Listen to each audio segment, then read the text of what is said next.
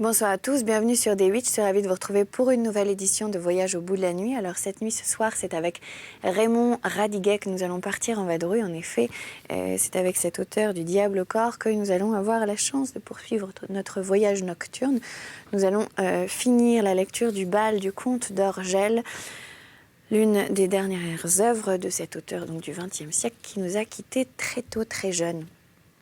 Nous allons donc retrouver François qui se rend chez le comte d'Orgel pour un dîner où il va donc se trouver face à Mao d'Orgel, femme dont il est éperdument amoureux et qui, malencontreusement, malgré elle, vient d'avouer son amour réciproque.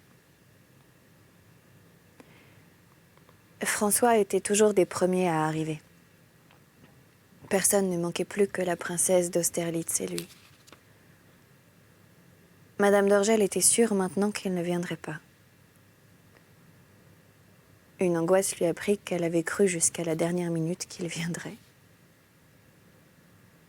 Elle trouva certes naturel qu'il se fût incliné devant son ordre, mais souffrait qu'il ne l'enfreignît point. François, lisant et relisant la lettre, avait traîné en chemin. Au moment où il sonnait à la porte de l'hôtel d'Orgel, Hortense d'Austerlitz descendait de voiture. Il l'attendit. « Vous me rassurez, dit-elle. Je me croyais en retard. » Mao ne vit François que lorsqu'il fut à 2 pas d'elle. Elle recula et jugea aussitôt à son aisance que Madame de Sérieuse ne l'avait point encore vu. Elle déclencha aussitôt un de ces mécanismes communs aux femmes qui aiment et ne veulent pas aimer et qui pourtant contredisent leur vertu. N'avait-elle pas tout tenté afin que François se décommandât? Elle n'avait pas à se reprocher sa présence.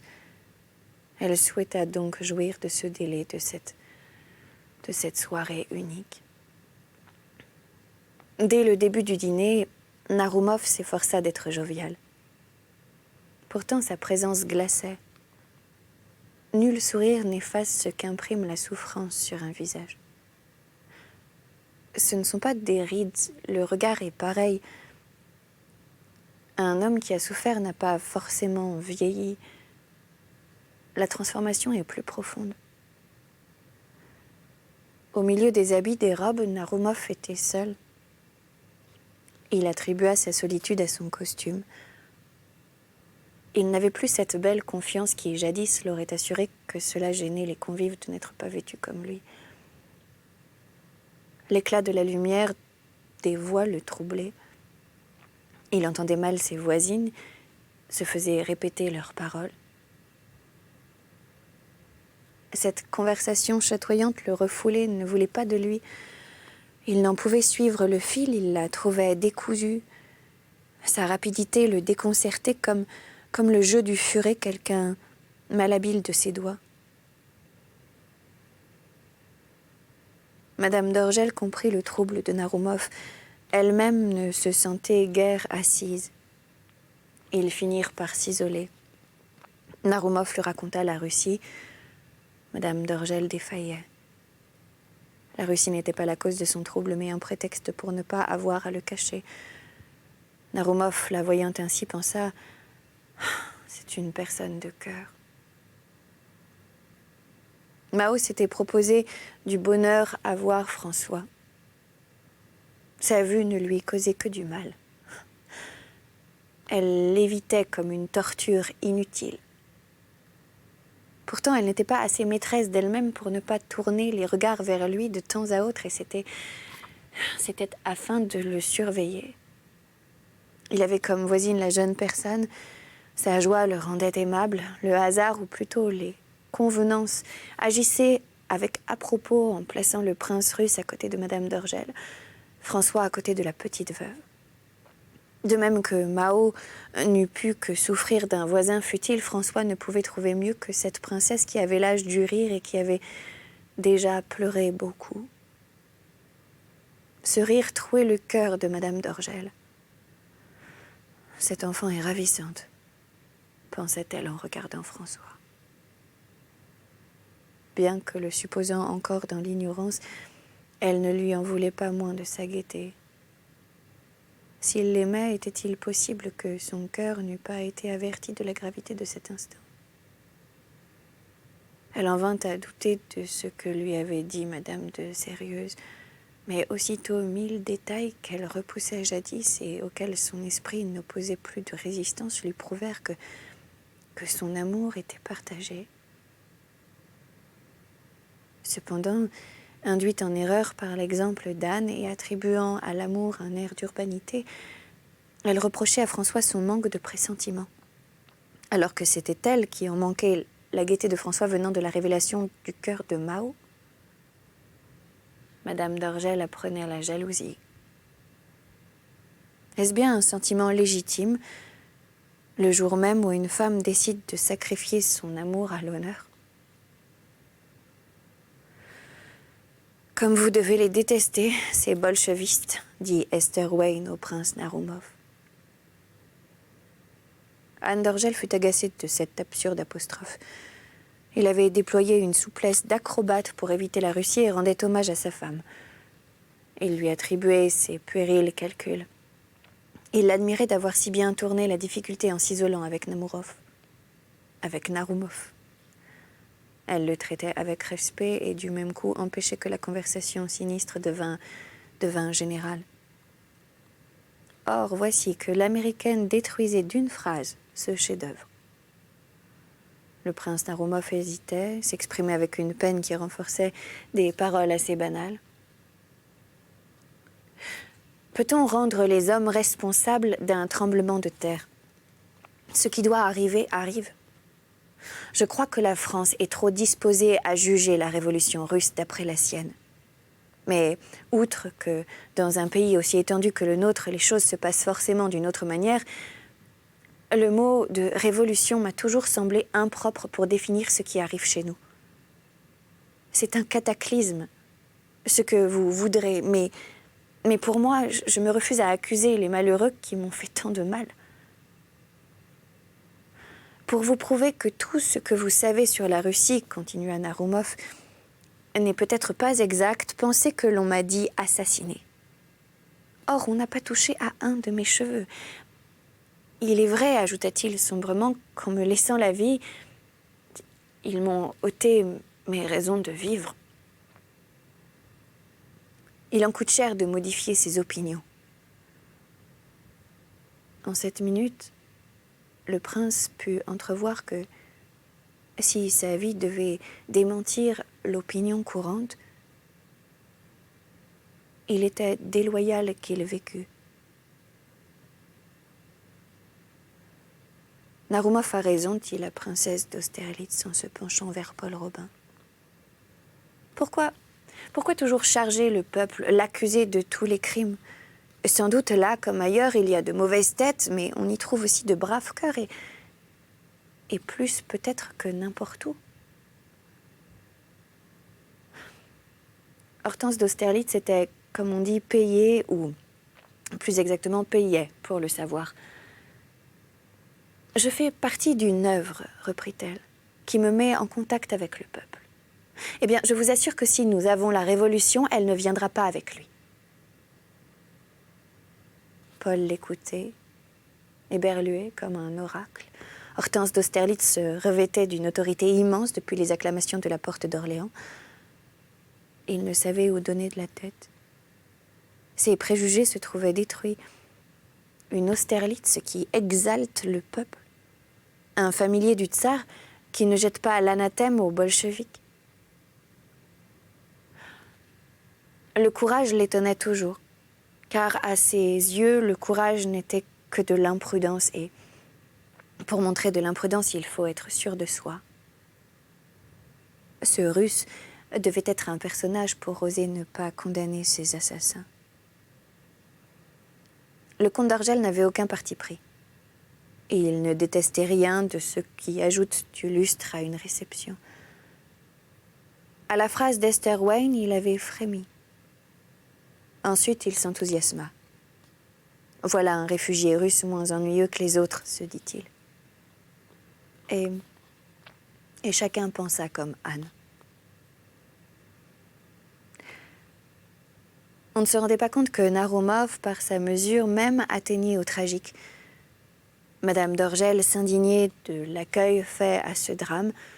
Elle souffrait encore plus de voir que Narumov n'avait aucune prise sur François et que celui-ci continuait en compagnie de sa voisine à s'isoler de la conversation des grandes personnes.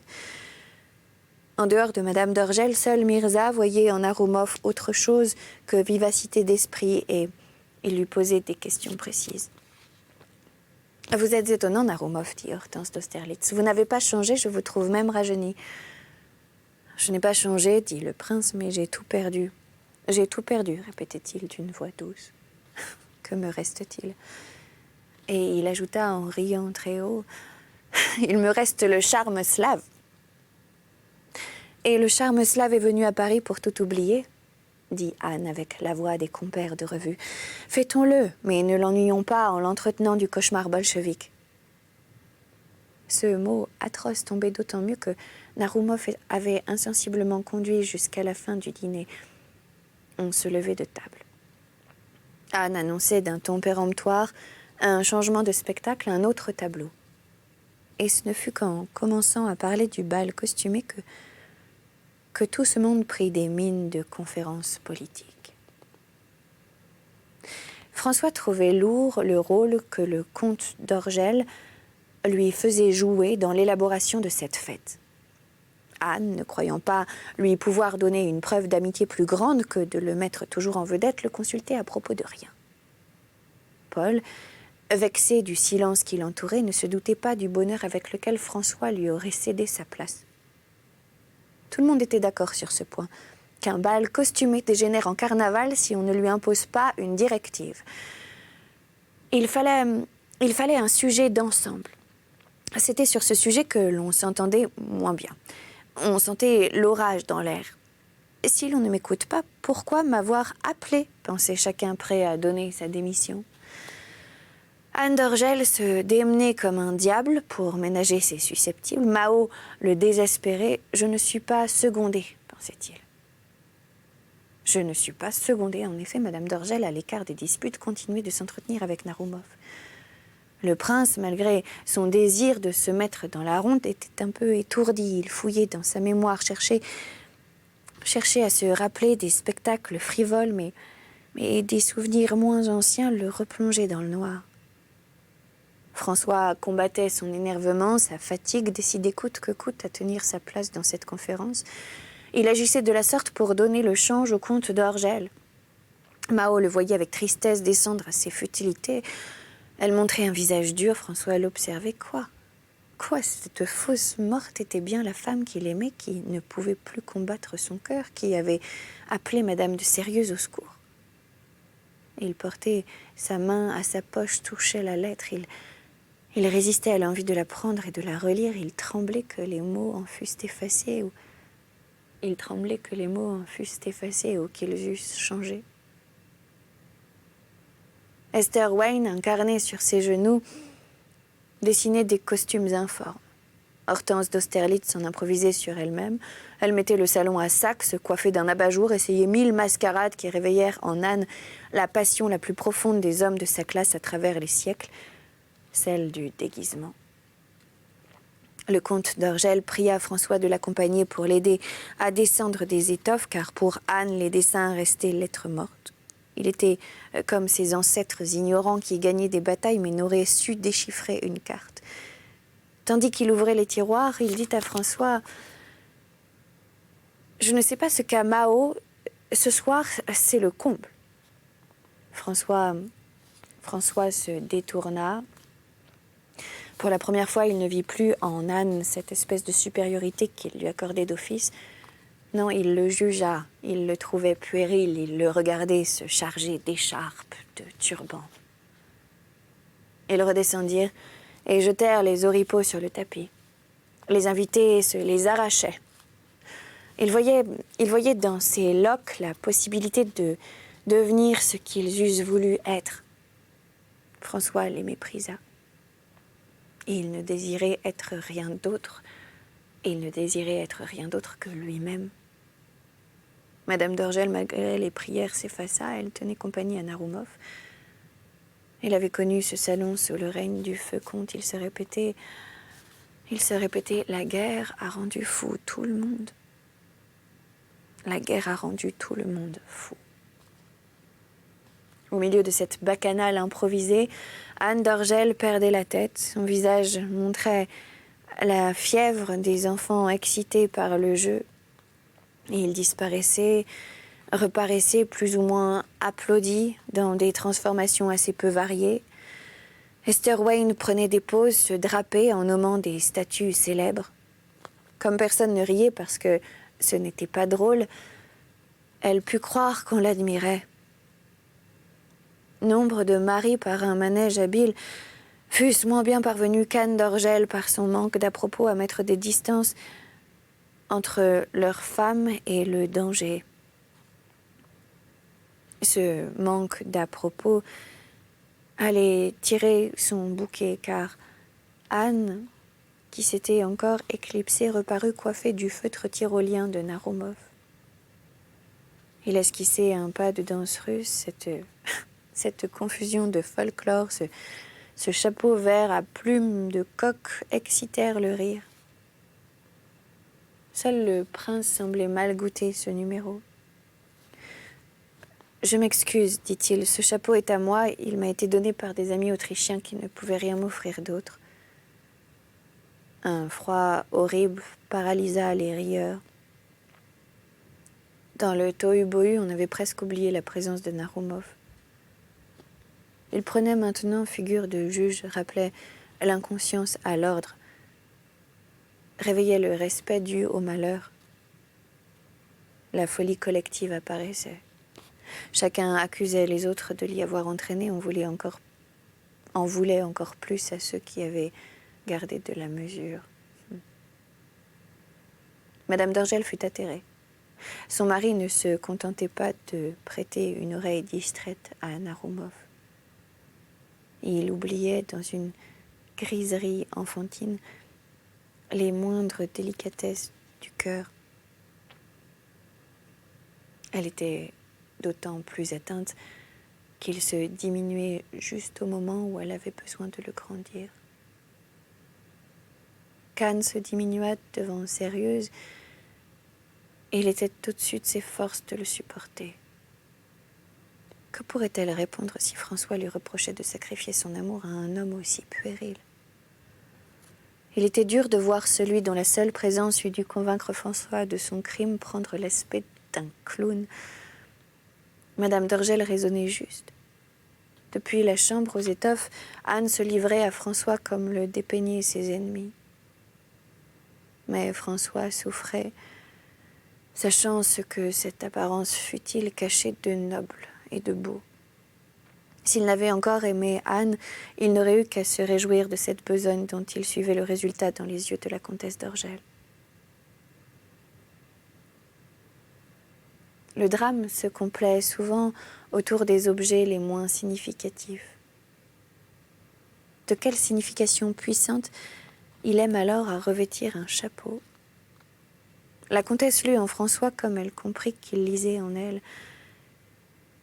Elle fit alors un de ces gestes d'autant plus héroïques que leur grandeur ne frappe personne, tant nous préjugeons et tant il nous est difficile d'admettre qu'un feutre tyrolien peut devenir le centre d'une tragédie. Elle calcula qu'il ne lui restait plus qu'une ressource. Sa répulsion même à l'employer lui prouva qu'elle serait efficace.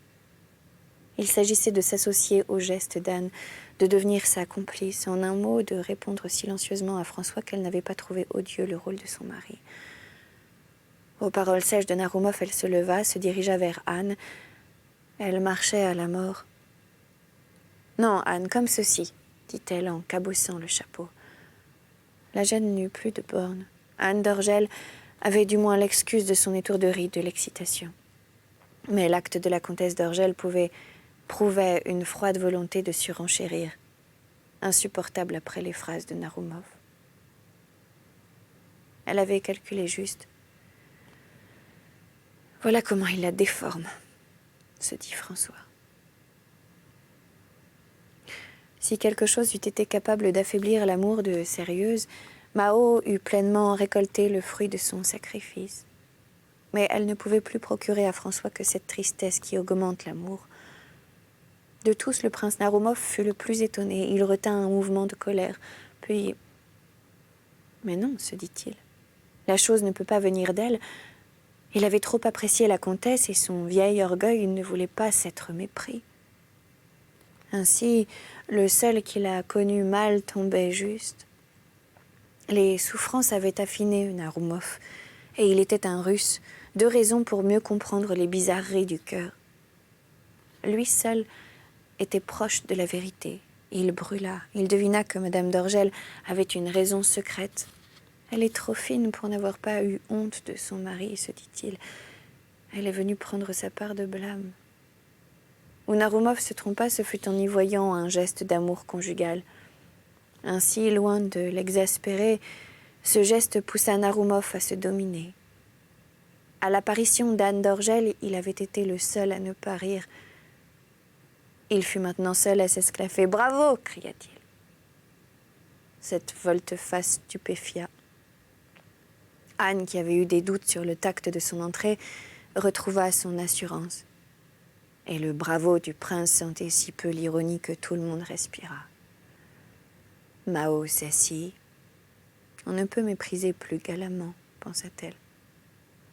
Il était au-dessus de ses forces d'imaginer comment François pouvait la juger.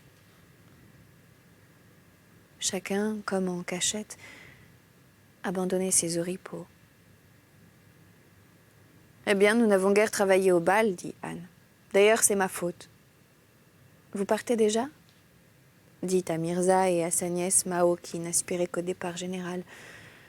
Elle eût voulu crier « Allez-vous-en !» Elle sentait ses forces fondre pourvu que je ne m'évanouisse pas avant le départ du dernier. Ce dernier ne serait-ce pas François?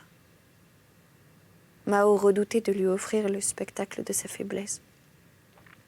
Mais le prince Narumov était leur hôte. Elle ne pourrait lui fausser compagnie immédiatement après la réception, et elle sentait la faiblesse la gagner avec une rapidité folle. Pourvu que François parte vite, se répétait Madame d'Orgel. Qu'il ne sache rien ce soir, qu'il passe encore une nuit calme. Soudain, dans son vertige, la folie de sa prière à Madame de Sérieuse lui apparut. Si sa mère ne lui dit pas la vérité, que dira-t-elle? Aucune raison ne lui paraissait assez convaincante pour les séparer hors leur amour, et encore se prenait-elle à douter de cette raison. Si Madame de Sérieuse invente, François le sentira, voudra savoir, accourra. Madame d'Orgel divaguait. Elle se tenait à peine debout devant Eyster Wayne. À ce moment du salon voisin, où s'attardait le comte qui accompagnait Mirza, elle entendit le rire de la persane. Esther Wayne la retint par la taille. Elle tombait, on l'étendit. Par un réflexe qui prouvait que, quoi qu'il en pensât, il le considérait encore comme plus autorisé que lui à intervenir, Sérieuse courut au comte d'Orgel. « Mao se trouve mal. »« Allons bon, » dit Anne d'Orgel. Il rentra, suivi des autres, mais Madame d'Orgel était déjà remise et se raidissait contre une nouvelle défaillance. « François nous fait de ses peurs, » s'écria Anne. « Il vous voyait évanoui. » Tous reconnurent dans cet épisode l'apothéose d'une soirée si lourde. Esther Wayne détestait Mao depuis qu'on chuchotait sur François et sur elle. Il est volage. Il en a assez de Mao qui est folle de lui. Il faisait la cour à la nièce de Mirza, murmura-t-elle, avec sa médisance simplette à Paul Robin, émerveillé par les succès de François. François voudrait rester un peu avec nous, dit naïvement Anne d'Orgel à sa femme, devant les derniers partants, stupéfait de cette complaisance. « Non, non, non, s'écria Madame d'Orgel, laissez-moi. » Et comme ce cri pouvait surprendre, elle ajouta en lui tendant la main, « Vous êtes trop bon, François, mais je vous assure, je n'ai besoin que de sommeil. » « Je prendrai de vos nouvelles demain matin, » dit Sérieuse. Mao le regarda avidement disparaître dans l'autre pièce accompagné par Anne. Paul Robin attendait son ami à l'angle de la rue Froide. Comme François ne lui parlait que du bal, il regretta de n'être pas revenu dans la voiture d'Esther Wayne.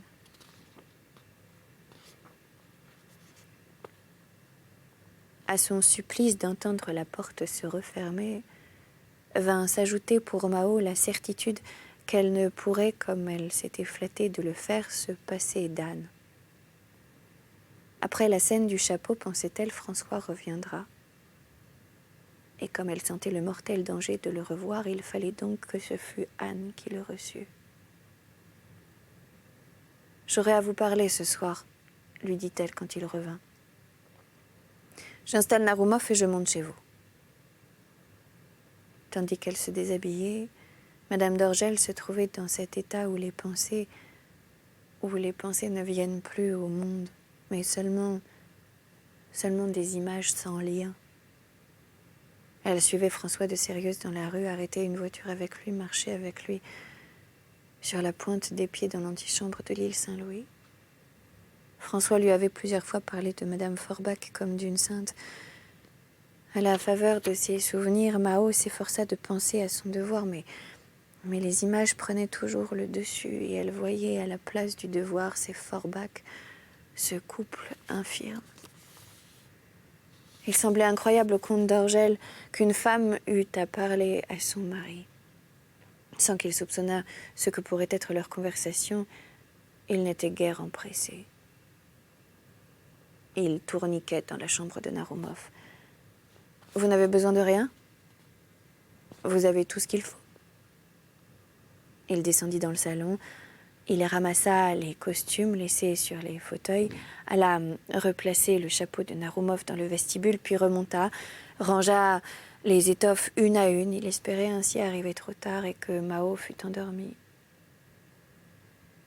Par une de ces ironies dont le sort aime à nous accabler, Madame d'Orgel n'avait jamais attendu Anne avec autant de hâte. Elle souffrait de cette impatience qu'il n'est naturel d'éprouver qu'en face du bonheur. Ce moment tragique des aveux, elle ne pouvait l'attendre, elle eût voulu aller au-devant de lui. Sans doute n'avait-elle plus aucune confiance en elle-même et voulait-elle qu'on la forçât. Mais n'y avait-il pas aussi dans sa hâte un peu de ce besoin instinctif de punir une inconscience dont la scène du chapeau n'avait été qu'une image d'un sou? Anne d'Orgel entra. Il s'assit auprès du lit de sa femme. D'abord, il voulut lui donner sous une forme enjouée une véritable leçon. « Eh bien, qu'est-ce que cela? S'évanouir devant du monde. C'est un effet désastreux, ne pouviez-vous prendre sur vous? » « Non, je suis à bout de force, je ne peux plus continuer seule. » Un jour d'aveu bien innocent, le jour où François lui avait serré le bras, on se rappelle que Mao avait menti sans prendre part à son mensonge et, pour ainsi dire, entraîné par le courant du langage. Fût-ce par un phénomène du même genre qu'elle dévida d'un seul trait et, sur le ton du reproche, ce qu'elle eût dû s'arracher mot par mot en souhaitant de mourir en route. On pourrait simplement conclure devant cette scène qu'un courroux inexplicable poussait Madame d'Orgel à de gênantes méchancetés. Ce fut presque de cette façon que l'entendit Anne. Devant la placidité de Mao, il se disait que les gens en colère ont souvent cet air calme. Le calme, hélas, venait de plus loin. Ayant eu le temps de s'habituer à l'idée qu'elle aimait François, elle se rendait mal compte de ce qu'une révélation pareille pouvait produire. Ce fut ce qui lui permit de parler net. À cause de cette netteté, de cette sécheresse, le comte d'Orgel ne comprit pas. Elle s'en aperçut, s'affola. On est malhabile en face d'un incrédule. Devant l'incompréhension de son mari, la comtesse, qui s'était promis de s'accuser seule, éclata, et parce qu'elle renforçait son aveu de grief qu'Anne jugea chimérique, l'aveu comme le reste apparut faux à son mari. Que se passait-il chez Anne d'Orgel? Croyait-il Mao et ses sentiments étaient-ils paralysés par une douleur trop forte? En tout cas, il ne sentait rien. Il lui sembla que tout lui était égal, qu'il n'aimait pas Mao. Elle se tordait les mains, suppliait. « N'ayez pas cette figure incrédule. Ah, si vous sentiez quelle cruauté est la vôtre en m'obligeant à vous convaincre qu'une chose est réelle, une chose dont j'ai un tel désespoir. » Elle s'exténuait, s'enrouait, à se charger, à appuyer sur les détails qui peuvent faire le plus de mal. Désespérant d'être entendue de son cœur, elle tenta de blesser plus directement l'orgueil du comte. Elle lui dit qu'il avait eu envers Naroumov une conduite inqualifiable et lui dévoila sa fausse complicité. Si Anne d'Orgel s'était tue jusque-là, admettant au besoin sa maladresse dans les choses du cœur, il prétendait remplir incomparablement son métier mondain. Mao visa donc juste. Mais ce fut aussi à cause de cette prétention qu'il décida de rester raisonnable, mesuré coûte que coûte, quoi que pût dire Mao, et pour ne pas lui ressembler. « Tenez, dit-il, vous êtes malade, nerveuse, méchante, vous ne savez de quoi vous parlez. Je connais Naroumov. Il aurait été incapable de me cacher son humeur s'il en avait eu. Nous nous sommes séparés le mieux du monde. » Il continua. « Vous êtes une enfant, et voyez-vous, toutes ces idées-là viennent de ce que vous n'avez pas été élevée, scanda-t-il presque avec morgue. Pardonnez-moi, Mao. Je trouve risible que vous vous mêliez de m'apprendre ce que je sais mieux que personne. Vos reproches à propos de Naroumov m'enseignent, si je ne le savais déjà, que toutes vos peurs sont aussi vaines, aussi sottes. Vous avez la fièvre, vous regretterez cette scène au réveil. » Il se leva. Mao se dressa à moitié hors du lit et le retint par sa manche avec une force qu'elle ne soupçonnait point. « Quoi, vous partez, vous allez partir ?» Décidé à ne pas sortir de lui-même, Anne d'Orgel se rassit en soupirant. Mao admit alors que peut-être derrière cette façade il y avait en Anne un homme qui souffrait, et une réponse qui lui avait été dictée par la rébellion. Elle la fit d'un ton humble. « Eh bien, ces idées sont si peu vaines que j'ai écrit à Madame de Sérieuse. Elle est venue, elle sait tout, elle n'a pas estimé que c'était des enfantillages. Vous avez fait cela, bégaya-t-il. On sentait si bien l'indignation, la colère dans cette voix, que Madame d'Orgel eut enfin peur. Elle fut sur le point de se justifier. On sait qu'il était dans le caractère du comte d'Orgel. On sait, qu'il était dans le caractère du comte d'Orgel de ne percevoir la réalité que de ce qui se passait en public. Ne comprit-il qu'à ce moment, et à cause de la lettre à Madame de Sérieuse, que Mao ne lui avait point menti, qu'elle aimait François. Anne, que cette scène avait laissé froid, admit qu'il allait peut-être avoir mal. Il eut peur moins de la souffrance que des gestes qu'elle lui ferait accomplir. Il pressentit que peut-être il ne considérerait pas toujours cet aveu comme il persistait de le faire, une inconvenance qui tirait sa gravité d'avoir été publiée. Contrairement aux autres hommes qui se laissent aller à ce qu'ils éprouvent et songent ensuite aux moyens d'empêcher le scandale, le comte allait professionnellement au plus pressé, c'est-à-dire qu'il exploitait son choc, son hébétude et, commençant par la faim, gardait pour la suite et pour le moment où il serait seul, les angoisses du cœur. Enfin, il semblait comprendre. Mao voyait bien que sa phrase avait porté. Attendant et souhaitant une tempête, elle ferma les yeux. Mais Anne regrettait déjà d'avoir pu, par des mots prononcés plus forts que les autres, sortir de son cérémonial. Mao, tremblante, l'entendit donc qui disait d'une voix très douce: « C'est absurde. Il faut que nous cherchions le moyen de réparer. » Il y avait entre ces deux êtres une grande distance. Elle rendait impossible à Mao de saisir le mécanisme qui amenait cette douceur. Elle se coucha doucement sur son oreiller comme dans ces rêves qui se terminent par une chute. Ces sortes de chutes réveillent. Elle se réveilla, se redressa, elle regardait son mari, mais le comte d'Orgel ne vit pas qu'il avait devant lui une autre personne. Mao regardait Anne assise dans un autre monde.